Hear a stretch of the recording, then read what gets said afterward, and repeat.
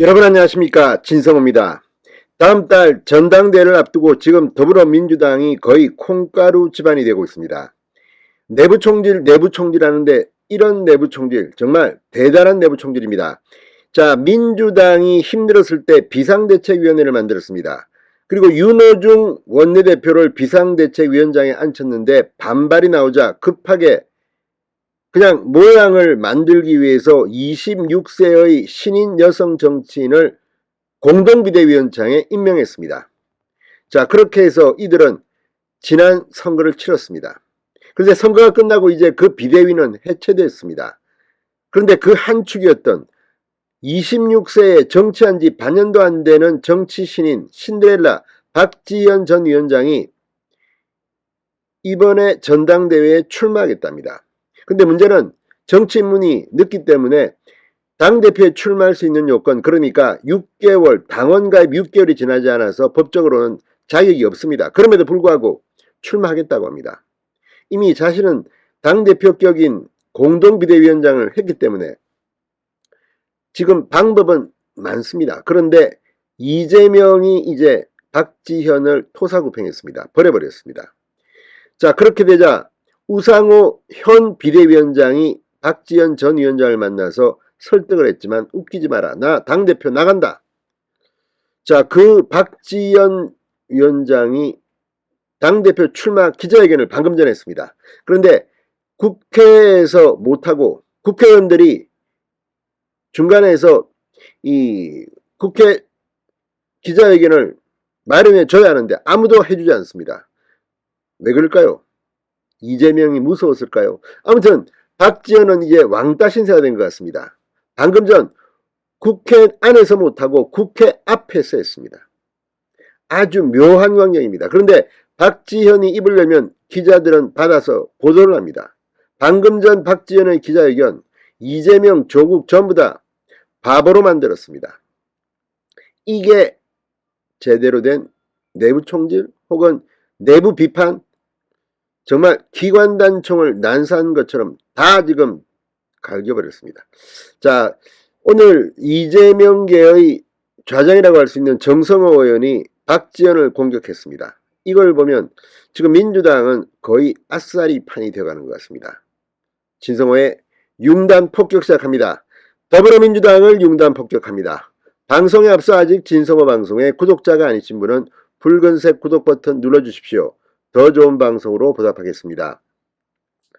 자, 박지원 전 위원장이 당대표 출마를 공식 선언하며 반드시 조국의 강을 건너겠다고 했습니다. 민주당이 가장 아파하는 바로 그 아킬레스건을 건드린 겁니다. 조국의 강. 박 전 위원장은 오늘 오전 국회 앞에서 기자회견을 열고 다양한 목소리를 들을 줄 아는 열린정당, 민생을 잘 챙기고 위기를 해결할 유능한 정당으로 민주당을 바꾸기 위해 당대표 출마를 결심했다고 말했습니다. 그러면서 민주당 위선과 내로남불의 강을 건너지 못하고 당을 망친 강성 팬덤과 작별할 준비도 하지 않고 있다. 박지현에 한번 해보겠다. 썩은 곳은 도려내고 구멍난 곳은 메우겠다. 서민들의 한숨을 위로하고 따뜻한 용기를 불어넣는 그런 민주당을 만들겠다고 말했습니다. 자, 여기 보면 강성 팬덤, 작별할 준비, 이재명을 겨냥한 것으로 보입니다. 조의 이름이 나왔습니다. 그러면서 또 민주당의 아픈 곳을 또 찌릅니다. 거의 총기는 안 삽니다. 민주당의 몰락은 성범죄 때문이다. 성범죄는 무관용 원칙으로 신속하게 처리하는 시스템을 갖출 것이다. 사회적 무리를 일으킨 당원에 대해서는 윤리위 징계뿐만 아니라 형사 고발도 병행하겠다고도 말했습니다. 지금 사법 처리되기 직전 경찰, 검찰의 수사를 받고 있는 이재명을 겨냥해서 이런 발언을 한 게 아닌가 싶습니다. 이제 뭐 보이는 게 없습니다. 자, 그리고 박지현 전 위원장, 우리는 아직도 조국의 강을 건너지 못하고 있다. 우리가 기득권이 됐기 때문이다. 조국을 넘지 않고는 진정한 반성도 쇄신도 없다.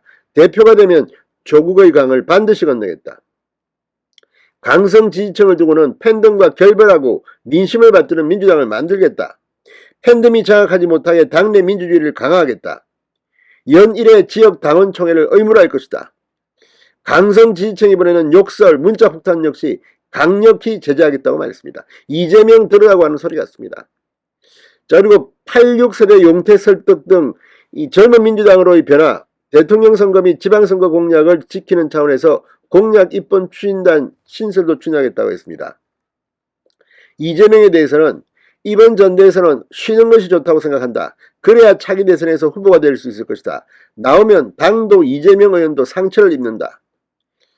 자, 박 전 위원장은 권리당원 자격이 없기 때문에 8.28 전당대회에 출마가 어렵다는 전망이 나옵니다. 실제로 비대위원장 우상호도 이렇게 말합니다.